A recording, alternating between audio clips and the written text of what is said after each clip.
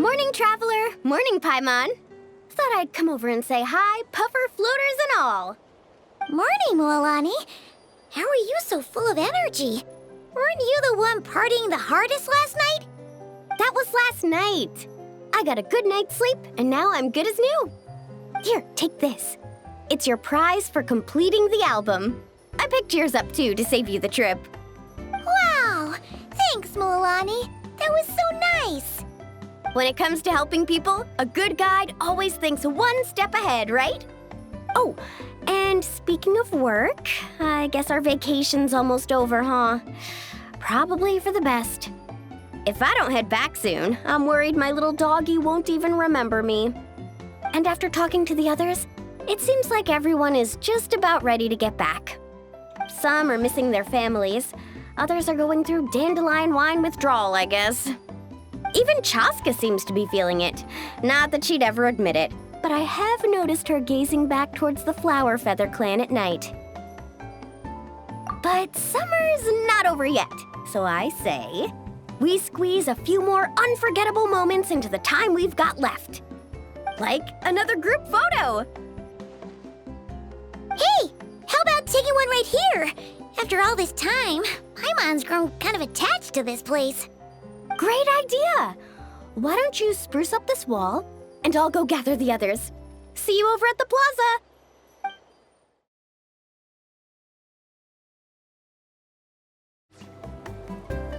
Wow! That looks amazing!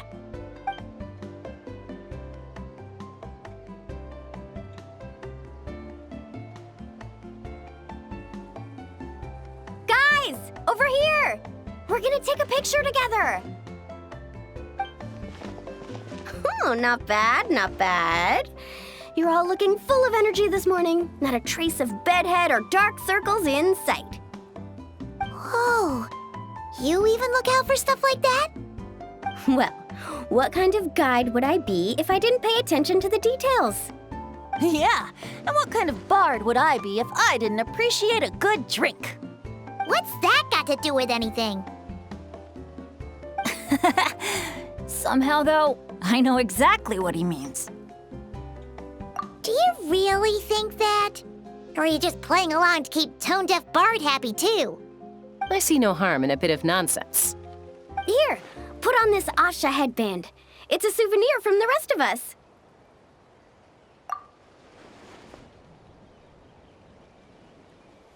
It really suits you.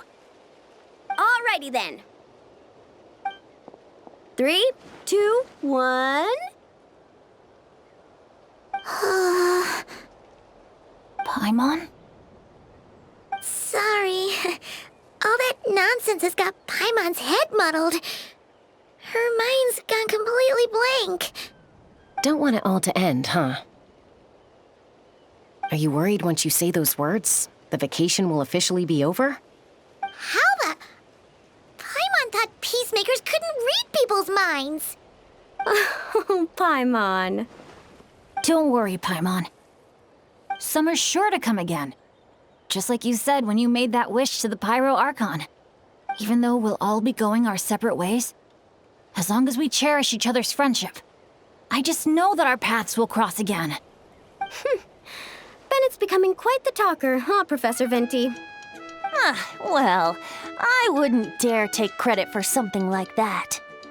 Your tone would suggest otherwise. Come on! Paimon was just starting to feel inspired! Why don't we just give it another try? Yeah, let's do it all together this time! Huh. What should we shout?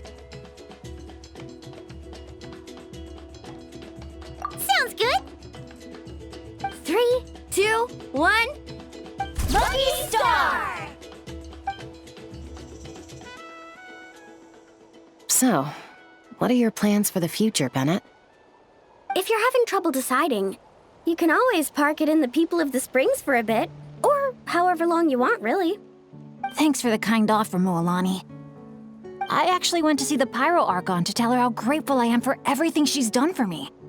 She told me that the domain we entered was an abyssal simulation of the Mare Javari. It was extremely unstable, and now it's completely gone. Later, when we got on to talking about my future, She said I was more than welcome to stay here in Natlan, but also that she would respect my decision, whatever it turned out to be. And after thinking it over, long and hard, I've decided to return to Mondstadt. You miss your dads, don't you? That's definitely part of it. I promised to tell them everything that happened on this adventure, and I can't go back on my word. But also, when I said goodbye to my mom and dad, I promised them I'd become the most legendary adventurer in all of Teyvat someday. And no adventurer should stay in one place for too long. Bennett. What if your luck starts going downhill again the moment you leave Natlan?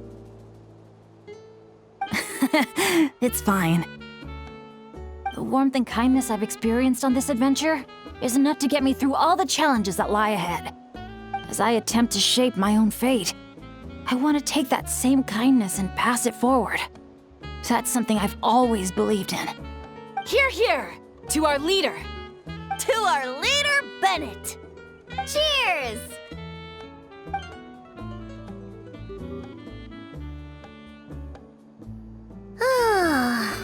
This is gonna be another all-nighter, isn't it? The fun never stops! Who's up to perform next? Bennett's almost fallen asleep several times now. No. I can still keep going. Go get some rest now, guys. And seeing as you've still got the energy, I'll leave the cleanup to you, Mualani. Huh? Why me?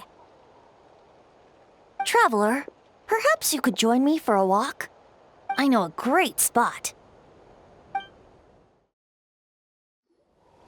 You might be tone deaf, but you sure know how to sniff out a good view. Glad you like it. Some stories aren't meant for the birds, only for the stars high in the sky. More like a story that begins with time itself. Long, long ago, time began to write the story of this world. To her, all living beings were equal, both in their value and in significance. Like an ancient scroll, she engraved upon her memory all people, all events, all encounters, and all farewells. Back then, as an animal spirit, I had a chance encounter with Time at the Thousand Winds Temple. Hearing my wishes, she entrusted me with fragments of her power and authority. Sounds like you've heard the story of Time in the Wind before. Charming, isn't it? Through the memories engraved in rituals, poems, ruins, and ancient texts, the same beings she considered so insignificant have met her, time and time again. So, this is the story you wanted to share? More like the prologue. The corruption of the Mare Javari is tied to time itself. To put it another way, it is a calamity present in every moment that will ever be. Unlike time herself, I have always cherished many wishes in my heart. 500 years ago, to prevent the corruption of the Mare Javari from spreading beyond Tenochtitlan, I blew it off the timeline, turning it into the Windless Land. Oops, seems like I may have confused you.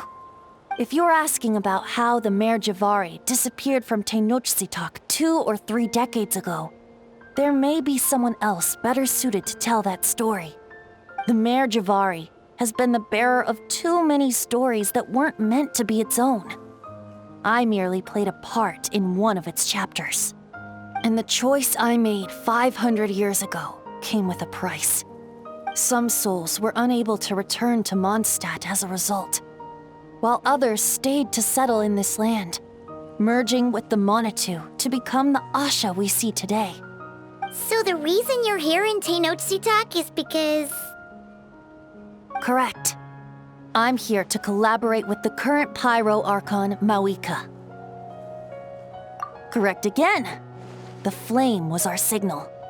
Only by having Malwika open a rift between that space and the true Mayor Javari could I sneak in and bring back all the souls who wish to return.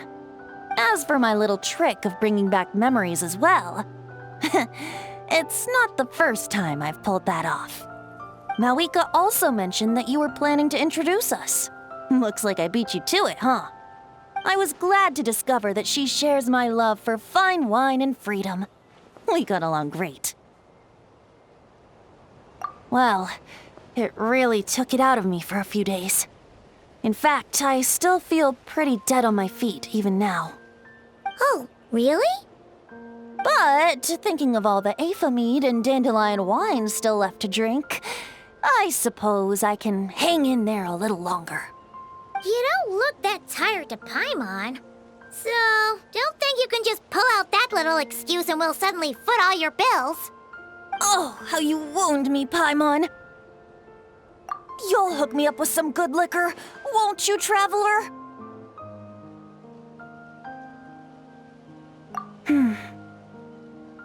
I suppose to protect Mondstadt, and that everyone who wishes to stay there has the freedom to choose their own path.